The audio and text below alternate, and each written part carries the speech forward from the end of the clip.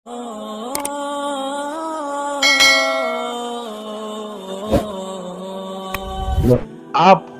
بس میں بیٹھ کر حیدرآباد جا رہے ہیں، آپ کو کتنی ضرورت ہے؟ آپ کو ایک سیٹ کی ضرورت ہے کہ جب آپ اس پہ بیٹھیں تو آپ کو کوئی کیل نہ چبھے، جب آپ ٹیگ لگائیں تو پیچھے سے کوئی پتری کوئی اور نوکدار چیز آپ کو نہ چبھے، آپ کے کپڑے نہ پھٹ جائیں، سیٹ کے اوپر کوئی پان کی پیک یا گند بلا پڑا ہوا نہ ہو جو آپ کے کپڑے گندے کر دے۔ بس اس چیز کی آپ نے تسلی کرنی ہے، اور اس کے بعد جب آپ ایک دفعہ سیٹ پہ بیٹھ جائیں گے تو اب آپ کی پوری توجہ اس طرف ہوگی کہ میں خیریت سے اپنے اسٹاپ پر اپنی جگہ پر پہنچ جاؤں۔ بس اب کوئی بندہ کہے کہ اچھا جی میں بیٹھ گیا ہوں ابھی سیٹ پہ، ابھی جو ہے نا مجھے یہاں سیٹ کے اوپر بڑا بہترین سا ویلوٹ کا کپڑا بھی ڈالنا چاہیے تاکہ میں مہنگے کپڑے کے اوپر بیٹھا ہوا نظر آ جاؤں،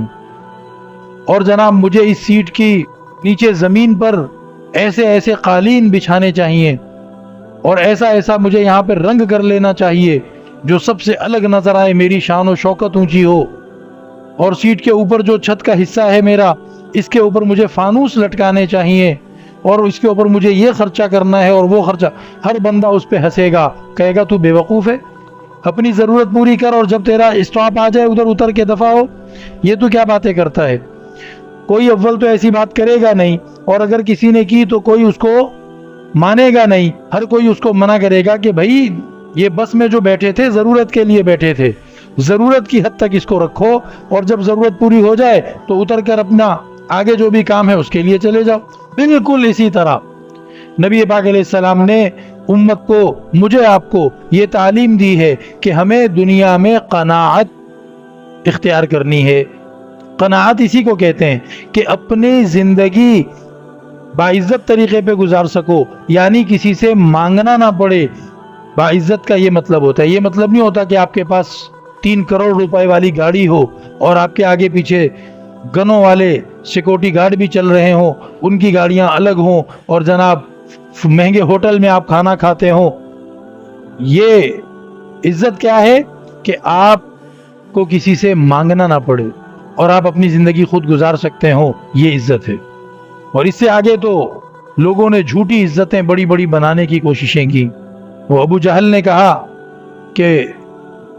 اس کو دکھ یہ تھا جب آخر میں مر رہا تھا، وہ شدید زخمی حالت میں، حضرت عبداللہ ابن مسعود رضی اللہ تعالی عنہ نظر پڑی، قریب جا کے پوچھا کہ تو فلاں ہے؟ اس نے کہا کہ مجھ سے بڑے باعزت شخص کو تم لوگوں نے آج تک قتل کیا ہی نہیں ہوگا، میں سب سے بڑا باعزت شخص ہوں۔ اور پھر اس نے دکھ کا افسوس کا اظہار کرتے ہوئے اس نے کہا کہ ہائے کاش کہ مجھے کوئی بڑا جنگجو، کوئی کمانڈر، کوئی لڑاکا، مشہور بہادر مجھے کوئی قتل کرتا، مجھے تو یہ پودے اگانے والے کسان کے بچوں نے قتل کیا،